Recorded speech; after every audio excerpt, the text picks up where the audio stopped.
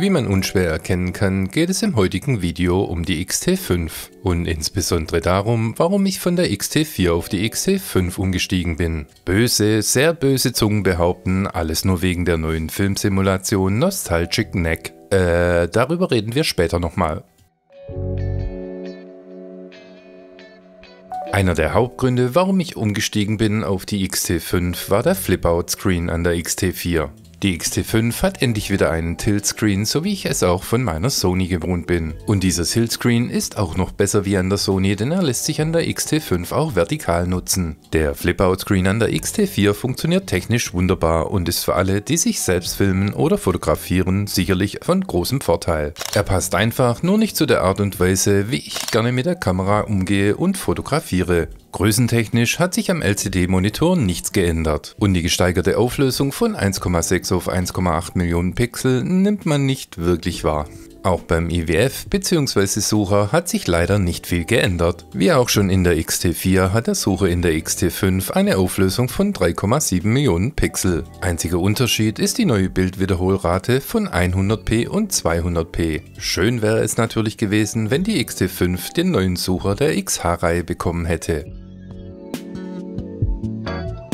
Wenn man Fuji glauben darf, ist der neue X5-Prozessor doppelt so schnell wie der X4-Prozessor und das bei reduziertem Stromverbrauch. Die doppelte Geschwindigkeit der Signalverarbeitung wäre für mich jetzt kein Grund für den Umstieg gewesen, aber der neue Sensor mit einer Auflösung von 40 Megapixeln dann doch. Die höhere Auflösung liefert mehr Details und bei der Bildnachbearbeitung hat man auch mehr Möglichkeiten bezüglich des Bildausschnitts, ohne dass die Qualität darunter leidet. Leider kann ich euch momentan keine besseren Bilder bieten, denn zum einen hatte ich noch keine große Zeit und zum anderen ist das Wetter hier seit 3 Wochen im Schwabenland absolut bescheiden. Besonders ärgerlich an der X-T4 war für mich immer der Continuous Autofocus. Somit war dann natürlich auch der neuere und schnellere Autofokus ein weiterer Grund zum Wechseln. Und dabei ging es mir nicht mal so um die Geschwindigkeit, sondern eher um die Verlässlichkeit. Mit dem neuen Autofokus, der eigentlich für die X2 HS entwickelt wurde, kommen auch die Motiverkennungsprogramme. Und auch die funktionieren erstaunlich gut, auch wenn ich das nicht sehr oft im Einsatz habe. Was mir ebenfalls noch wichtig war, waren die SD-Kartenslots. Wie auch schon in der X-T4 gibt es weiterhin 2 SD-Kartenslots, also keinen CF Express Card Slot. Für 8K Video und hohe Bitraten mag das absolut sinnvoll sein, aber dafür gibt es ja die XH2S und ich muss nicht die teuren CF Express Cards kaufen.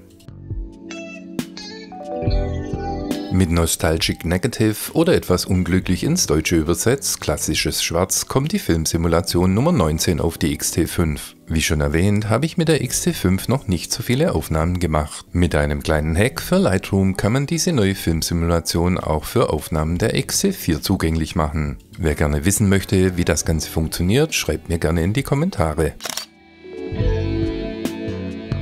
Und ja, ich mag die Filmsimulationen der Fuji. Alle.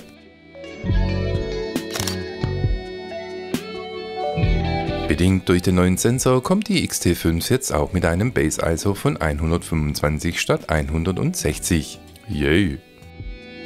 Ebenfalls neu ist der HEIF-Modus, also das High Efficiency Image Format. Damit abgespeicherte Bilder in 10-Bit benötigen 30% weniger Speicherplatz als JPEGs. Und nein, das Ganze hat keinen Einfluss auf das RAW-Format. Wer auf Detail steht, kann ab sofort die Pixel Shift Multifunktion nutzen. Damit lassen sich detailreichere 160 Megapixel Aufnahmen machen. Werde ich sicherlich mal testen, aber wahrscheinlich eher weniger gebrauchen. Durch den elektronischen Verschluss beträgt die kürzeste Belichtungszeit jetzt ein 180.000stel. In sehr hellen Umgebungen ist es somit dennoch möglich, mit Offenblende und ohne ND-Filter zu fotografieren. Das ging natürlich auch schon an der X-T4 und wurde jetzt nur noch eine Stufe erhöht. Wenn es so weiter schneit, werde ich das sicherlich in den nächsten Tagen auch mal testen. Überarbeitet bzw. erweitert wurden auch die Menüs in der X-T5. Und oben rechts werden jetzt auch noch die Custom Settings C1 bis C7 zusätzlich im Menü angezeigt. Neu hinzugekommen ist das Connection Menü. Hier findet man jetzt alle USB- und Netzwerk-Settings zusammengefasst. Wenn man bei der X-T4 das Menü aufgerufen hat, sprang das Menü automatisch in My Menu. Das wurde jetzt glücklicherweise abgeschafft. Wenn man den Menü-Button drückt, kommt man jetzt automatisch dahin, wo man vorher das Menü verlassen hat. Im Quick-Menü hat sich dagegen nicht viel verändert. Es gibt weiterhin 7 Plätze für die Custom Settings. Für meinen Geschmack hätten es nochmals 3 mehr sein können. Auch wenn die X-T5 keinen Flipscreen mehr hat, filmen kann man mit der X-T5 dennoch. Und aus technischer Sicht sogar besser als mit der X-T4. Neu an der X-T5 ist der 6K-Modus bei 30p und 10 Bit. Dazu sollte man aber auch die richtige SD-Karte haben. Einen Link zu einer günstigen V60-Karte findet ihr in der Videobeschreibung. Ebenfalls neu ist die F-Log 2 Unterstützung mit erweitertem Dynamikumfang. Und RAW Video kann jetzt in 6K und mit bis zu 29,97 FPS über den HDMI-Anschluss ausgegeben werden. Das alles konnte ich leider noch nicht testen, werde ich aber in den nächsten Tagen tun. Als ich die X-T4 das erste Mal in der Hand hatte, war ich erstaunt darüber, dass sie größer als meine Sony A7 III war. Im ersten Augenblick vielleicht auch etwas enttäuscht, denn eigentlich wollte ich eine kleinere Kamera. Dieser Punkt hat sich jetzt mit der X-T5 wieder erledigt, denn die ist nicht nur schmäler, sondern auch 50 Gramm leichter.